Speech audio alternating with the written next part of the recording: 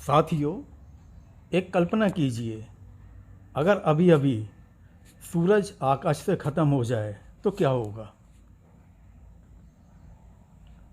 तो सबसे पहला तो ये है कि हम धरती वासियों को 8 मिनट और 25 सेकंड के बाद पता लगेगा कि सूरज ख़त्म हो गया है, क्योंकि तब सूर्य की रोशनी धरती पर आना बंद हो जाएगी। चारों तरफ अंधेरा छा जाएगा। हम सभी अपनी अपनी लाइट्स ऑन कर लेंगे, स्ट्रीट लाइट जलनी शुरू हो जाएंगी। पर धीरे धीरे धरती ठंडी होनी शुरू हो जाएगी, हवा चलना बंद हो जाएगा। एवापोरेशन प्रोसेस, बाष्पीकरण जो है वो रुक जाएगा। वातावरण से नमी खत्म हो जाएगी।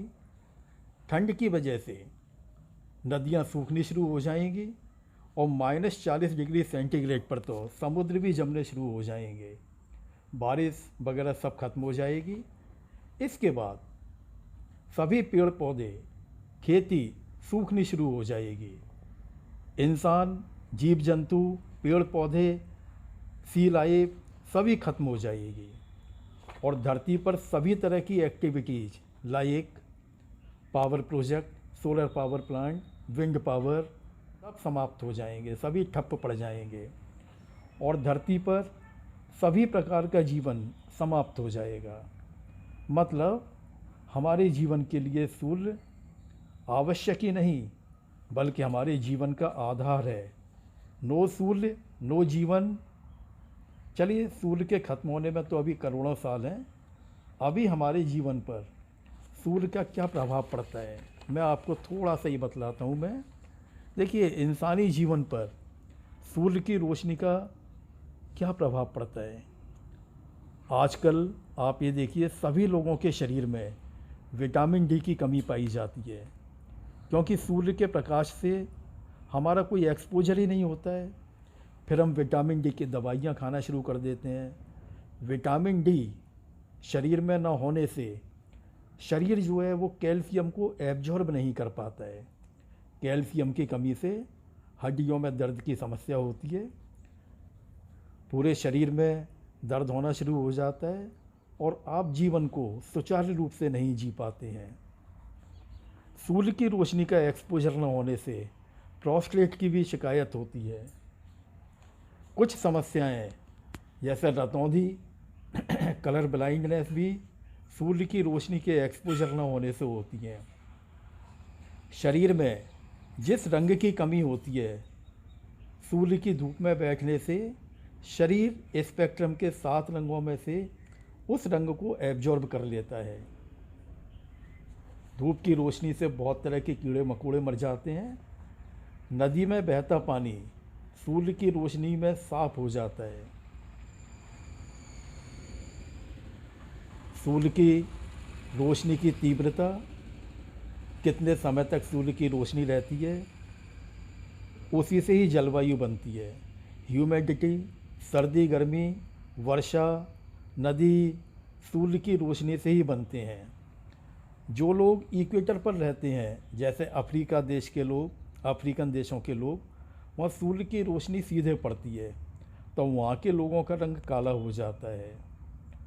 आर्कटिक सर्कल के देश जैसे नॉर्वे, स्वीडन, फिनलैंड, डेनमार्क के लोग गोरे होते हैं, क्योंकि वहाँ पर सूर्य की रोशनी कम पड़ती है, सीधे ना पड़ करके तिरछी होकर के पड़ती है।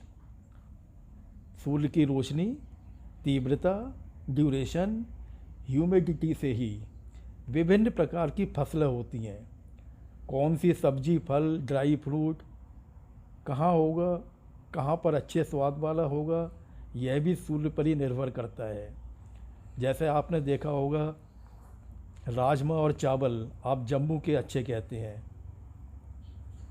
क्यों अच्छे होते हैं? क्योंकि वहाँ पर सूर्य की रोशनी तथा ह्यूमिडिटी का एक ऐसा कम्बिनेशन होता है कि उसमें राजमा और चावल में स्वाद आ जाता है। आपके गाजर, मूली, टिंडा, कद्दू, लौकी, तरबूज, आम गर्मी में ही होते हैं।